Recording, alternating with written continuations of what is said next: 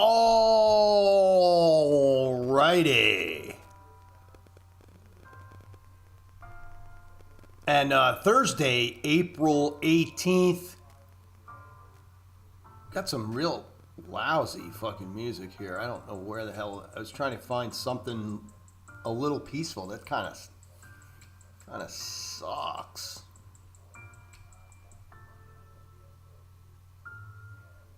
Let's see what this is. There you go. All right. So yeah, all-time record highs. Cats and dogs living together. I don't know what else to say. First thing, I got run. I mean, it's only $50, $60. I got run over last night. I tried to short this a few times and basically just got run the fuck over. Just like it was literally like I was shorting the high every time we made it, and my entry was literally like 2 or 3 ticks below the high, and we just continued for about an hour and a half to make new high after new high after new high. I didn't lose every trade, but I mean, I gave up. I was like, this is insane. This is absolutely insane. There was literally, I mean, you can see here, I mean, this is a 1 hour. There are really no red candles here at all. And this is a NASDAQ, and this is just an absolute beast. Now, I guess the nice thing here is that I don't think the Russell really participated in that level of move, and it's been a little behind at this point because I don't believe we've made or broke the highs yet, or the all-time highs yet on the Russell. I think we're still a few ticks away. This is the area here. And so we are still away. And I believe the ES has already kind of blew itself out, and as well as the Dow hasn't hit it yet either. So I think going forward, it's going to be possibly a little easier to trade the Dow because, you know, and I kind of had this mini discussion last night via chat with someone. And they were asking me, why do you think it's harder to trade a NASDAQ that's made its all-time highs already as opposed to a Russell that hasn't? And, you know, then there lies the issue, right? You would think that the easy trade here would just be go short. Well, I proved last night that's not the case. That's not such an easy trade to take. Look, will it eventually kind of like implode on itself and we'll get a big retrace back? Yeah, of course. I don't know. The market is much more liquid than I am for me to kind of just keep doing that. And so I'm not just going to go long either and just kind of like pray that it keeps making new high after new high either. I don't, that's just not my trading style.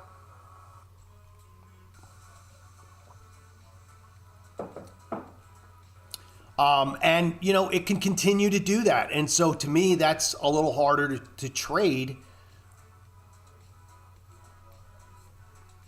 because literally everything I watched last night for literally an hour and a half, I had seen them just come in and absolutely devour shorts. And it's been a long time since I've seen that. You could probably go back even more than 4 years ago. And I can't remember, you know, again, it could have been last week, but no, I can't remember a time in the overnight where there was that much buying out there that it literally like every downtick. And there were a few, but I mean, when I'm saying every downtick was being bought, it was like it was viciously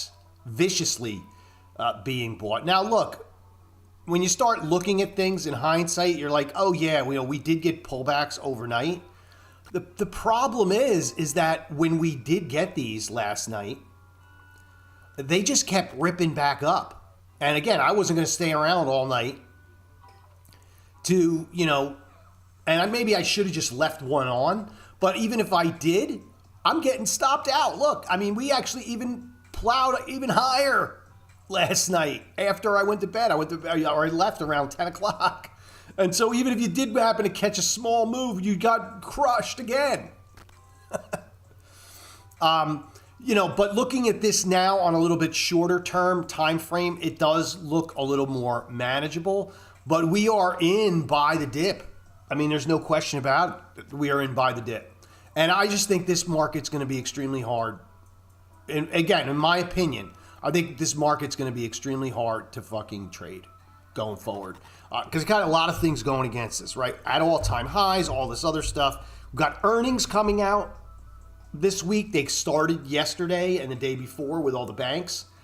And then when you start having all these tech companies that are going to actually announce, and you figure over the last 6 months, every single one of these companies has guided lower.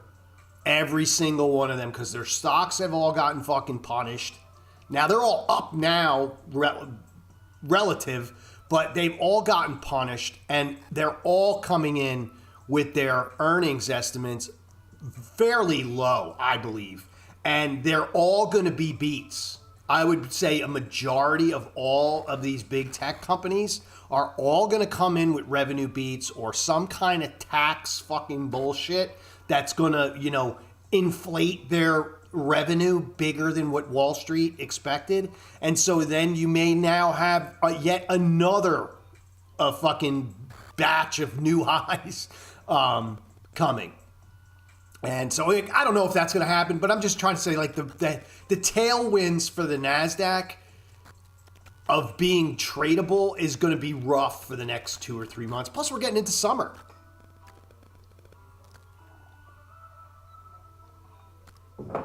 So I'm not saying it's untradeable, but what I'm saying it's going to be tough because you are going to have to pick your moments. And I have to admit, since I started trading the NASDAQ about a month and a half or 2 months ago, basically when I started doing these combines and stuff, I started doing it. I've really enjoyed it. And the price action has been awesome. And I'm just going by what I see. I just see a time when we're going to kind of get into a rut here with this market that's not going to be good. And I'm already looking at other stuff to do. That's why I've actually been trading gold, because gold has been, you can see the price action in gold, very good, even on the shorter terms, right? It's moving. I like to see the zigzags because to me that represents opportunity when I see something that's trading like this, as opposed to this, same time frame. This, to me, presents opportunity. It presents opportunity at all of these extremes in these areas, down here, up here, right? But then as opposed to this, I don't see opportunity here, right? I mean, it's just like, all right. I mean, some people will say, oh yeah, but I'm not one to just go and buy and fucking be like, yeah, like, a bunch of 25-year-old fucking cowboys who are out here fucking churning through combines one after another. I don't, homie, don't play that, as so to speak, and I don't play that. I do see the Russell being a little bit better, right? I mean, at least look at this on the 15-minute. It is a little, again, not much better, but better, right? Again, because of price action, you have extremes here, right? It has been trading in this range. And if you even go on the shorter term, right? Opportunity, right? That's what I was trying to say. Like, I see opportunity here. On the NASDAQ, I'm not seeing it. It's going to be a rough one there. But that's okay. I mean, so I'm kind of like going to gear myself a little bit more toward leaning like Russell trades because of the way this is trading and the price action and everything else. So I'm likely going to skew away from something because, I mean, what am I going to tell you here with this? Buy the dip, okay? That's it. Like, what else would you like me to what else would you like me to say? Oh, would you like me to say, yeah, I fucking I sold the fucking highs. Oh, I sold the highs here. Fuck off. Go fuck yourself. Right? You're fucking gambling. Let's face it. And that's what I was doing last night, and I was okay with it, right? I'm okay with it, but don't think that you're a fucking genius because you caught this. you were just fucking gambling because you had no idea where the fucking highs are here. Because what barometer do you have that they're sellers up here, other than we're at all-time highs? You don't fucking know any. You have no idea. Nothing. Your fucking fair value gap, all that fucking bullshit that you see out there. That's like throw it in the trash can on the NASDAQ. Unless we pull back, right? We pull back, then all right, then we're talking. All right, yeah, here we got an area here. Okay, showed support there. All right, so that's going to be a line in the sand. But again, I'm talking far as upside here. I don't know. I mean, so that's the gig, right? It's and then you look at I look at the overall, and it's not really breadth, but I call it breadth because it's just it's not actual breadth, but as far as the range in the pivots, very tight. And they're tight, and I've been mentioning that on and off, but they have been getting tighter and tighter and tighter, which tells me the market is actually, even though it is making new highs, it is consolidating. And whether it's consolidating at new highs, we'll see. But the hourly chart on this is absolutely just fucking, like, it's impressive, man. It really is. I mean, it is impressive. I mean, we were down 24. We're up almost 2,000 fucking points. I mean, if you go back from this low where everything was like the world was fucking ending, Trump was the biggest dope on the planet. Oh my God, right? It was, it's always Trump's fault. It's somebody in Congress, and it's, something else. Or some blue-haired idiot, and, nobody ever looks in the mirror and says, oh, it's my fucking fault. But it's always somebody else's fault. And then here we are, and I just look at it and I'm like, wow. And this should tell you what's going on in the world. You really want to know what's going on in the world? Watch the markets. Because the markets will tell you what is really going on outside the news. And anyway, so I don't really have anything to say here. I'm going to go and throw this up, and I'm going to go and look at a 30-minute and possibly look at a 15-minute. And as you can see here, there is absolutely nothing. There was a couple spots last night, kind of after my tenure last night. I went to bed. You could probably mark one here. I would gather if I go on the 5-minute, I'm going to get one there. But no, it didn't paint one there. And then you have these areas, which to me are, although they're represented as swing highs, points of resistance. Based on how the market's traded, these are fucking meaningless. They're meaningless, folks. They really are. They're meaningless. We can plow fucking through there like it's nobody's business right now with the power that I'm seeing this market trading. So I would take points of resistance, especially in the NASDAQ, as mere suggestions right now. And that's not to say that we're going to make another run up at these, 465s and then reject. It's just be aware, like, look, keep your sizing down if you're going to take these trades, and then, go in with no expectations. Go in with the expectation that you're going to get run the fuck over. And if you do that, you're going to be fine.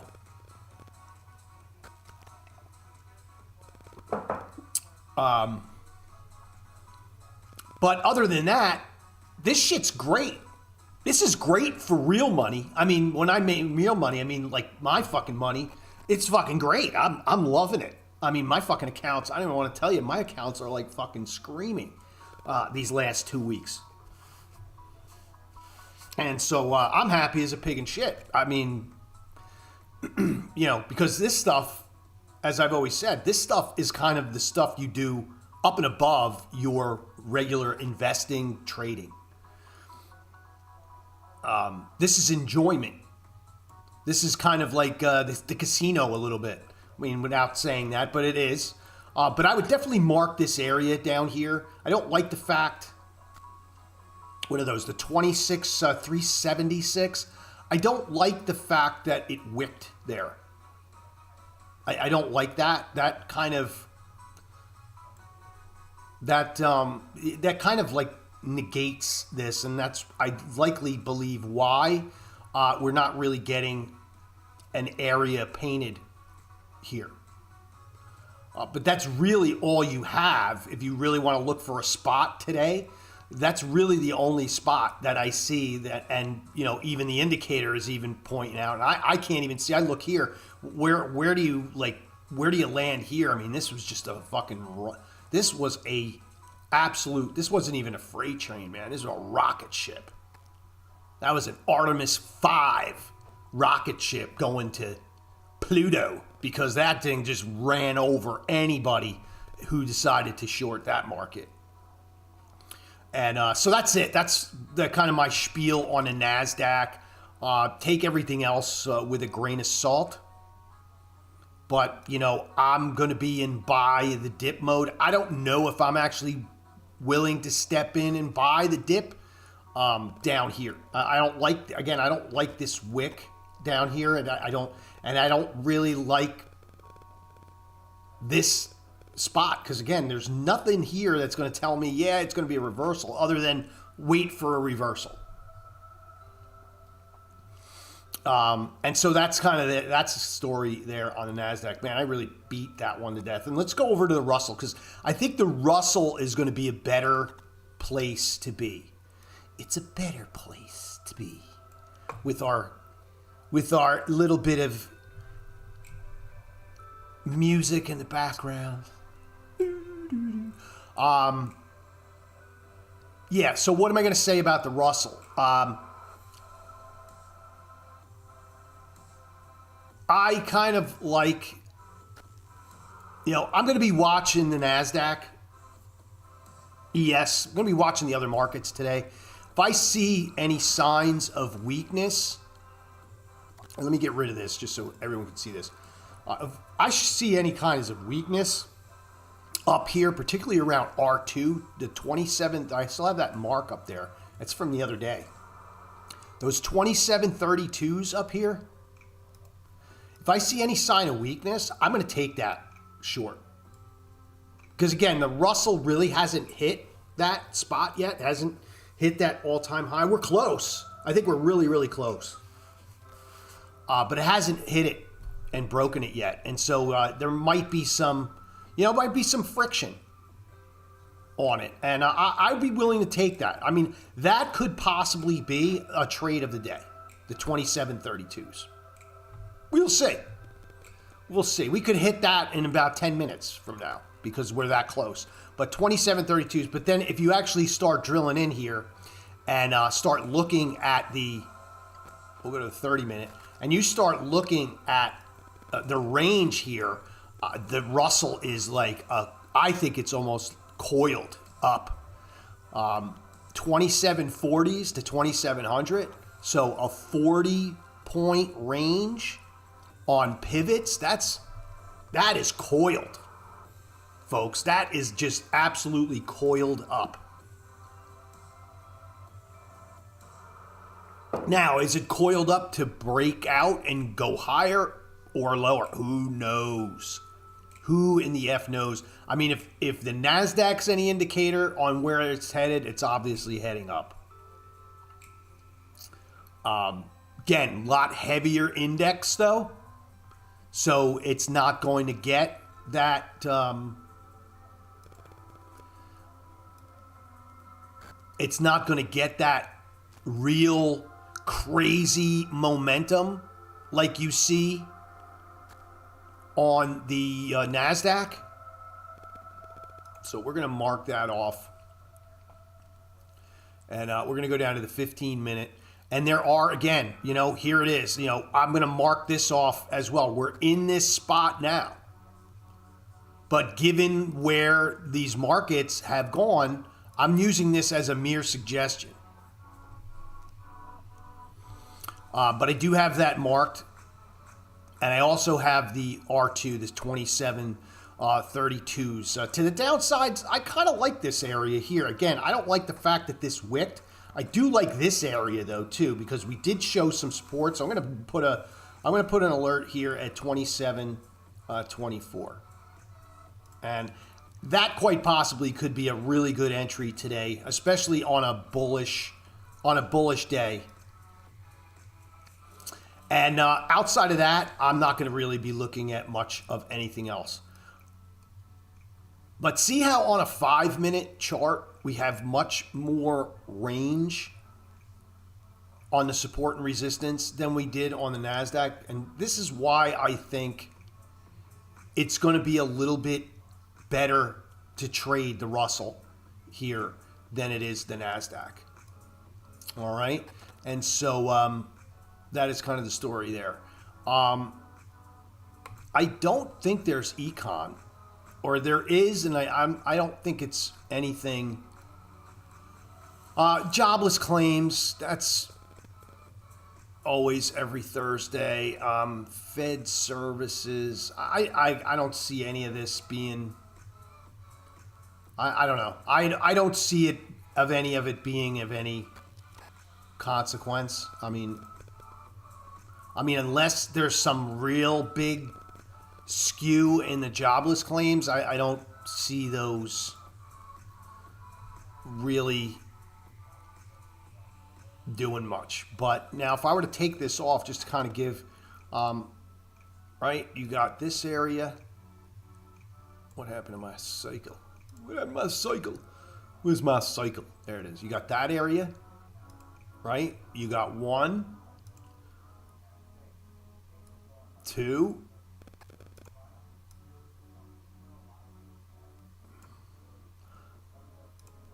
and here's another one. And this one's kind of a double shot, right? This one was kind of a double shot, and they almost like faked your ass out, right? And now here we are again. And let's see if we can get, let me take a look at this and see if we can get a reversal. Let's see. We're going to go to M2K. Let's see if we can get a reversal here and go to 100. And see if we can get a reversal. You know, high of the day. I mean, I'm not going to be a fan. I would like to see us get, I would actually like to see us actually breach that. I think for a, I don't know, for me, for an optimal entry, seeing that we've come through here this many times, 1, 2, 3, 4. From what I can see, I mean, that's on the 5-minute, but that's in the last 20 plus hours, 24 hours or so. 1, 2, 3, 4. Now here we are again. I mean, I don't know. Usually it doesn't sit and smash its head. I mean, at some point it busts through here. We do have some room here. This is 27.30. Again, I think that pivot point is going to be, actually going to be a better trigger because, and the way I look at it is like, look, we smacked our head. We had a lower high here. We actually came up higher, but we didn't break these highs. We also tried again, right? And now it's kind of the 5th time now. We're going to try and break. I mean, probably 3. You could probably say 3. I don't know if you would call this because this is a little bit lower. But anyway, as far as this area, you guys, I think you get what I'm trying to get at. Almost like to see it break through like, yeah, we took these stops out. We got that exhaustion. But now I'm seeing a red candle on the, I just saw a red candle on the 5-minute. This just turned red on the 5. So we will see if we can get, I don't want to jump. I almost want to take it here and then put my stop right at the highs. In fact, I'm going to do that. I'm going to take it and see if I get in. Screw it. And I'm going to put my stop right at the highs. And if I get taken out, I'm risking like $8. Let me see if I can get in this. Order filled. I'll actually take 2. I'll take 2 if I get 2. I will take 2. All right, and I'm going to move my stop. I'm going to move my stop right down to the highs. Why not? And I'm not risking much at all. I didn't get in the second one.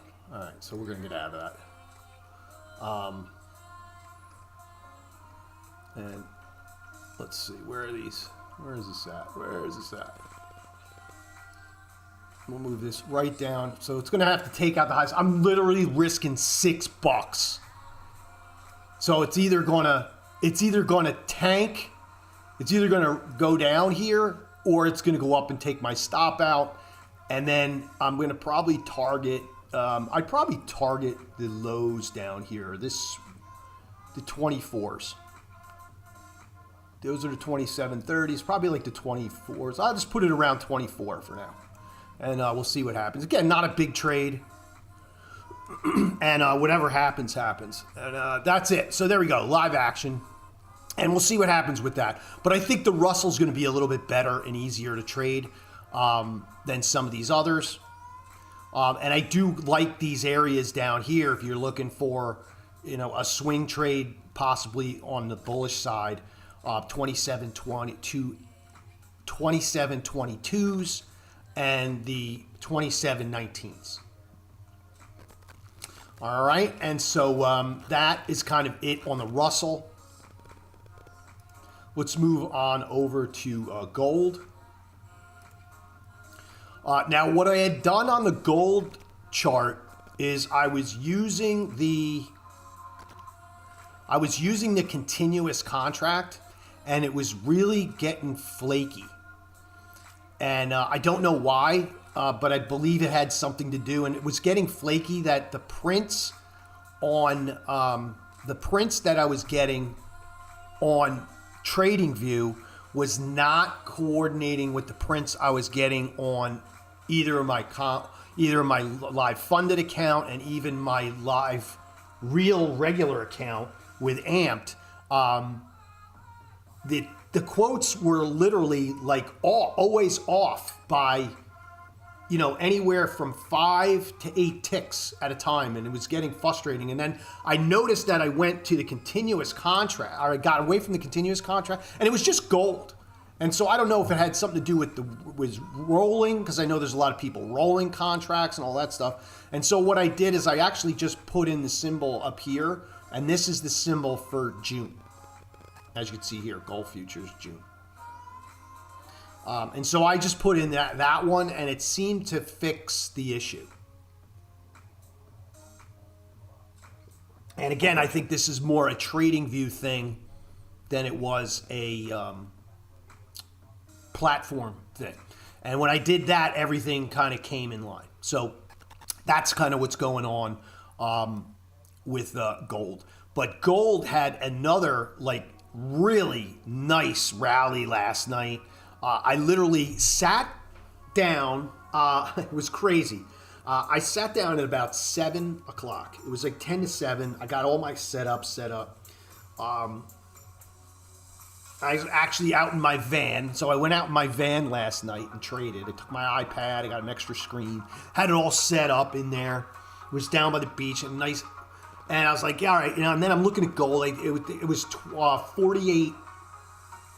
I think it was 48.13. It was 48.13. I'm sitting there. I'm like, wow, this looks good. I think I might buy it. I got up and I was going to make myself a coffee.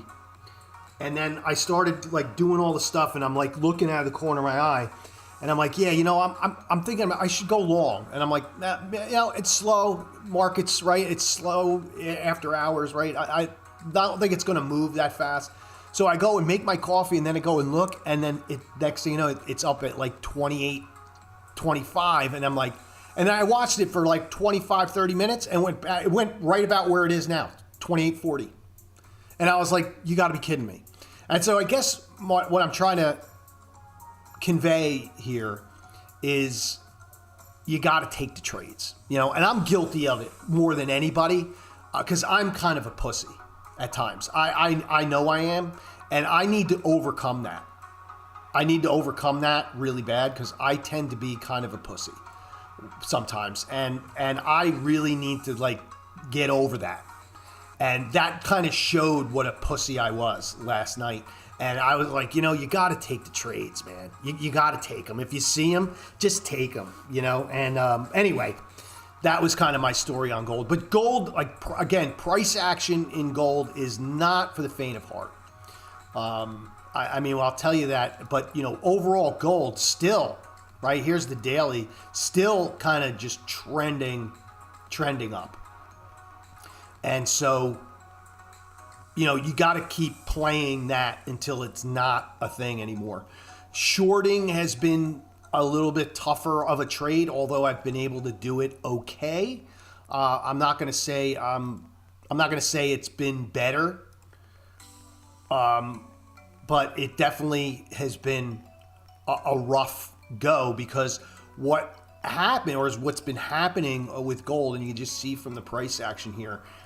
Even though it's been ripping down and we've been getting these rips, these nice rips down, it's been reversing so fast to the point where it's like, damn, right? It's like, damn, I should have pulled the trigger. I should have got out. And it's almost that if you are going to short gold, see money, take money fast. Because the rips down don't seem to, the rips down have been, it's like kind of similar to the NASDAQ in a way. Maybe not to the extreme, but as far as like price action on shorting, it's been much, much cleaner getting long gold. But really all I have to say about gold is I'm going to continue my overall bullish stance on it. I'm going to continue to get long options. I'm in a number of GLD options, low as 350, all the way out to, I even have some that are 600. Yes, I do. And those are just like, look, folks, those are out like a couple of years. I had those out in 2028. They're in leaps.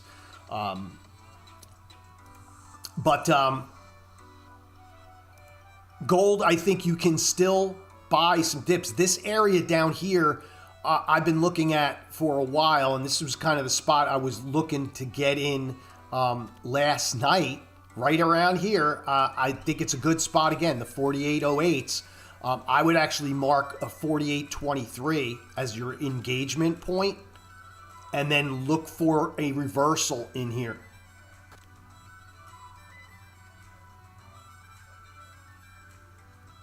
And then as far as up to the upside, this, you have a little bit of a double wick here. You have this wick way over here from, last week or whenever it is. And then there's one here.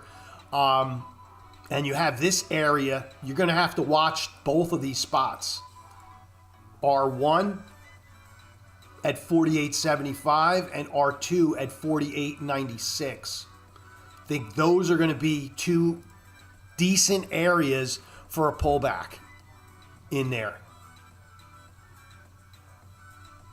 All right, and then we'll just grind in here into the 5 minute, and I think it'll become a little clearer that this area down here is definitely, to me, the wheelhouse. Like if we are able to get, again, that's a pretty big dip.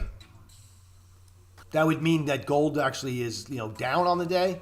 But to me, that is probably prime real estate down there to buy. Anywhere down here. Now, as far as like intraday, you got to be watching this area here.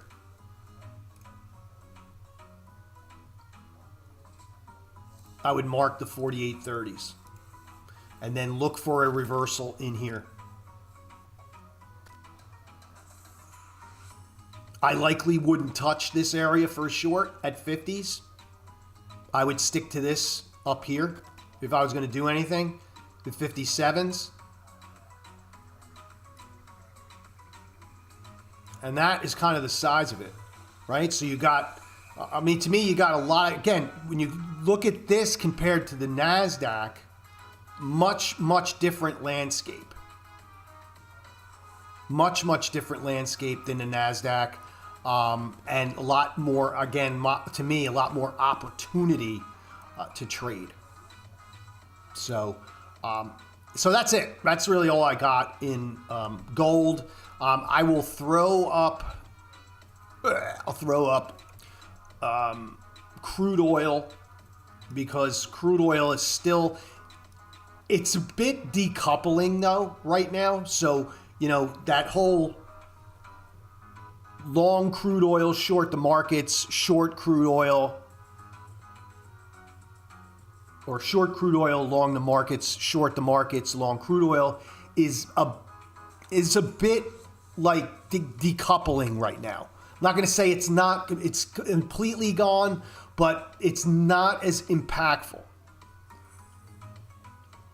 Crude has kind of found a spot here. I think part of it is you have roll coming up, right? I think there's going to be a lot of rolling going on and people rolling into that June contract, because right now we're trading May. And so, you always see money kind of move down the curve a bit.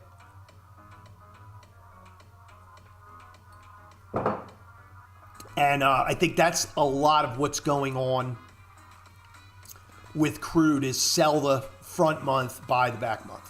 So, and with that, we kind of stabilized in here. I mean, I'm not going to say it's completely, but, this is about a week's worth of move, and we have kind of flatlined in here. And as you can kind of drill in, you start to see we really have flatlined.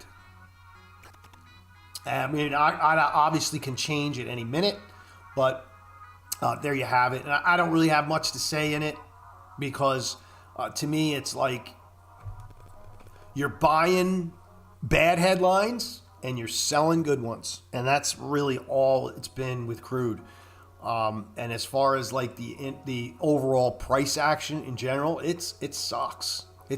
I mean, you could say like the last week or so, it sucked. In my opinion. I mean, so that's kind of what's going on there. I'm not even going to put up the ES because that looks just like the NASDAQ. And to me, it's not even, I don't really trade that market much anymore. I used to. I don't really trade it. I was kind of looking at some other stuff. I started looking at soybeans, and then I was like, and then I just started to kind of like get a little bit of like, yeah, because, here's an hourly on soybeans, and then I was looking at this, and I'm like, God, this looks awful. But if you're a range trader, this is probably beautiful. The problem is, though, is that these moves have taken a long time to make.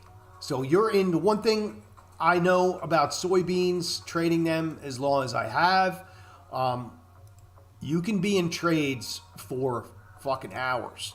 Like, you can be in trades all day and it move like 3 ticks, 4 ticks. And but that's what it is. That is what it is. It is what it is.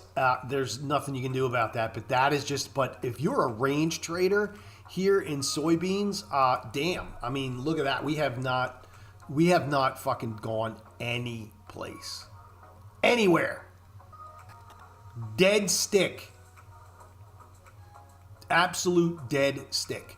But again, if you are a range trader, and I was kind of looking at this like, oh wow, this is this is pretty decent price action. So if we are able to maybe get out on the fringes here, it might be worth a trade. But I just don't think there's going to be something there that's going to set up. So I'm just setting up alerts on the fringes. I don't think there's going to be something there every day to do. Because even as I start kind of drilling in, as good as it looks, it still looks like a mess, and that I'm sitting in shit a long fucking time. And this is a 5-minute chart, and you can see it don't fucking move, man. When they move, right? No question about it. They do move, And when they move, they move. But when they don't fucking move, they don't fucking move, man. And I haven't really followed them that much lately. To be honest, I have not followed them very much. And so I'm kind of out of my element a little bit. I have to start looking at them again to kind of maybe get a feel again for how they trade. I mean, I kind of remember, but I am looking at some other stuff. Corn sucks. I mean, I hate trading corn. Always hated trading corn. Another one that just doesn't fucking move, man. It's a slog. You need a ton of patience. I always found the easiest way to trade a lot of these grains, or some people say I don't trade grass, but you know, the best way to trade these grains I have found is through futures options, because you can swing it a little better. Like, you know, as far as a swing trade, you could swing them a little better in the futures options than you could doing the futures, because the futures just move. Again, if you catch the move, yeah, it looks great. If you catch the move, yeah, great for you, but you know, you're gonna sit, dude. You're gonna sit. But I'm looking for something else. Like, you know, not that I want to, but I'm looking for, you know, possibly something else besides equities. And it's going to probably be one of those three. And it's probably going to be soybeans. Now, I'm not going to trade it every day either. But I'm just looking for places to kind of turn to when these markets get fucking boring. And, that's about it. And bonds are doing the bond thing. They've not really gone anywhere. I mean, I'm long bonds and I'm kind of getting, I'm not getting crushed, but I'm taking some heat. I had expected them to be a lot higher than they are now. But a lot of resistance here at these 114s. I expected us to be in the 116 area. I expected us to be up here in this, between here and here. And we're not, but you know, what does that mean? You know, I'm just some fucking jerk off from New Jersey, right? So what the hell do I fucking know? But so that's kind of where that's at on bonds. As far as stocks, let's look at some stocks. And I was going to look at earnings stuff, but I looked at some of the earnings stuff. There really wasn't much going on. Next week is when it's going to ramp up. This week you got all like the banks, and I think there's a couple airlines. But it's mostly the banks, and the banks kind of kick it off. And it's next week when you got most of the bigger players kind of announcing. So we'll look at that next week, all that earnings shit. But I like this short. I had mentioned this before.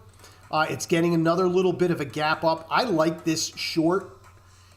And I think there's going to be a lot of resistance on this. This is this IGV tech software ETF.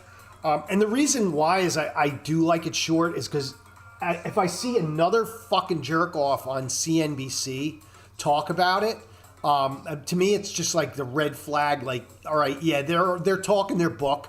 They're already in it, and right, they're already looking to fucking dump out.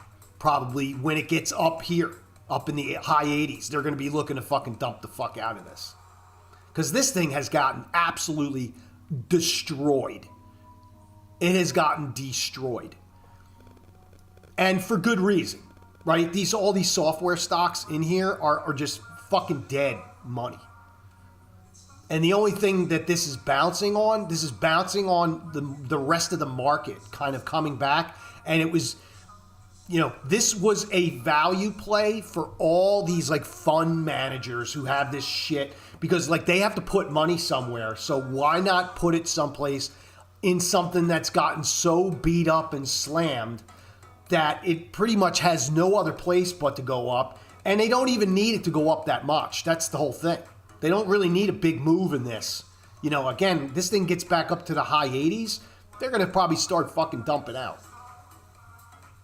because it ain't going back up in the hundreds. I don't know, maybe it does. I just don't see it. Because there's no real companies in this thing, to me, that have that kind of explosive growth that would be able to carry this thing. And it can't be just one company. It's got to be 4 or 5. And I just don't see these companies having that growth that they once had. And so anyway, I like this ETF short. Maybe not here, but I do, as we get up in the 80s here, in the high 80s, I'm actually going to set an alert. I like this one short. Why is this not working? Okay. That was messed up. It's not working. What is going on here? I don't know what's going on. It won't let me set an alert. Okay. Maybe I hit my limit or something.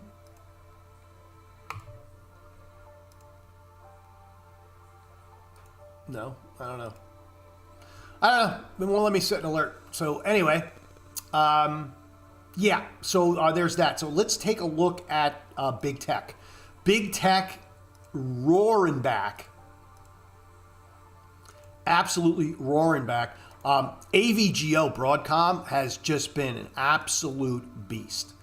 Absolute beast. I'd be careful up here, in my opinion. I wouldn't, again, we're starting to get near the highs here. I would be careful. I wouldn't want to get caught in this, because it is going to be doing, you can see, like last week and a half, about 3 weeks or so, it's just been on a tear. And that's so much so for all of them. Intel, another one on a tear. NVIDIA, also on a tear. It's kind of across the board. AMD, and they're all back up near, right? So you got to be careful up there. Wait for pullbacks. Don't get FOMO. And then on the other side, even the likes of Microsoft, when you've had people like literally just like putting this thing in the grave. And, big snapback. Yeah, it's got a long, long way to go. I think if you're going to pick anything, that's probably one, I'm not going to do anything personally because I'm already in stuff that I'm down underwater on that actually came back quite a bit.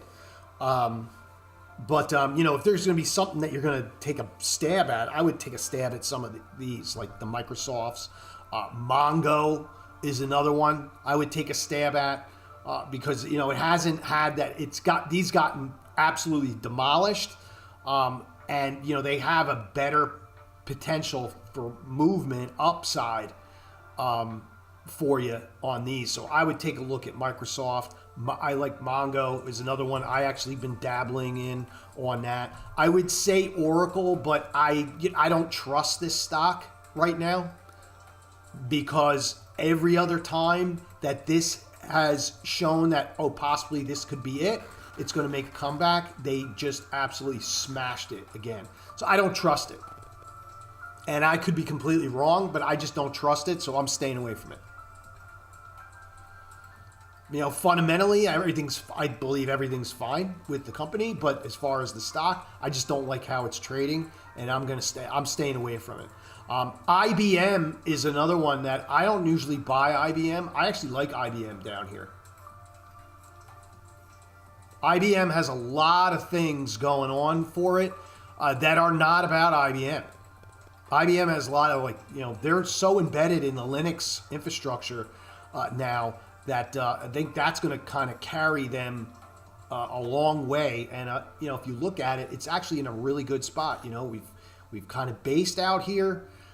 We could pull back maybe a little more, but I think most of that's over. And you have pretty big trajectory here from the 240s to the 280s and upward, in these highs at 300. So I think IBM is a good play here as well if you're looking for stuff in tech. Because again, these have not come back or snapped back to the level that some of the other big, larger, heavy ones like AVGO and SanDisk and MU and to a lesser extent the Googles and the Amazons I think IBM is like one to kind of play here. Software stocks, I'm staying again. Like I said, I'm staying away from them. They all look awful. Even when you put them on, you start putting them on the charts. They look, even though they've had this snapback, they look terrible. Man. They look absolutely awful. And I don't think that's going to change. The only one in that group, in this whole entire group, to me, that even has any potential is CrowdStrike, and it's only because of where the space that they're in that cybersecurity. I think that's going to be huge going forward with all this data center shit and everything else, and blah blah blah blah blah blah blah. But yeah, I mean that's the only one really in that space.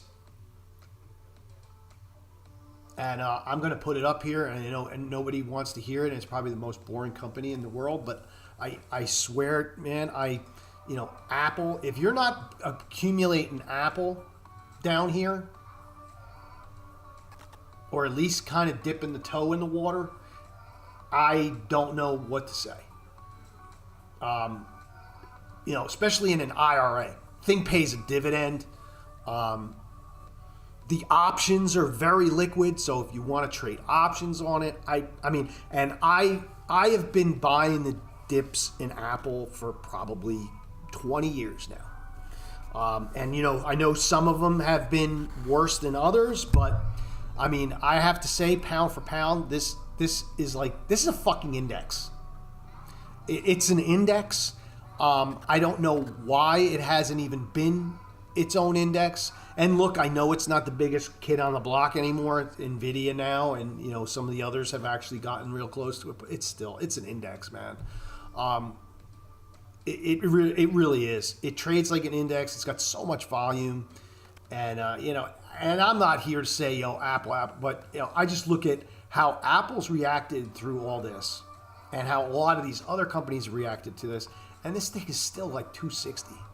266, and it's just fucking grinding along, man. Just grinding along. Yeah, make phones, we make fucking iPads. Yeah, we make stupid changes, and we bring out new ones, and people get pissed off at us, but we just keep. Then they just keep trudging along, and just keep trudging along, and keep trudging along, and amazing. And as I said before, I think Netflix too. Netflix is another one. I think. It's kind of bottomed out here, and I think this is another one that has a good bones, so to speak, for another kind of liftoff here. It is going to have a lot of problems up near 120, and that's kind of it. That's really all. And I'll put up the AI stocks, or what I believe are AI stocks. They still, although like some of these numbers look tremendous, overall these stocks still look fucking awful. Outside of some of the uranium plays, which I think are the place to be, I keep telling you that, I still think those are the places to be. A lot of these look fucking awful still. Even though they've had decent and nice comebacks, and they've rallied really well. NBIS looks really good, though, by the way. I mean, I have to admit, I'm wrong about this one.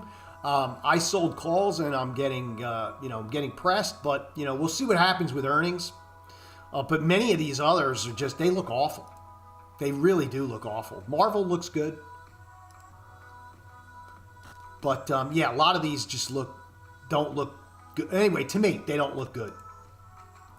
And CoreWeave still kind of in the zone. That's kind of out of the zone now, but still.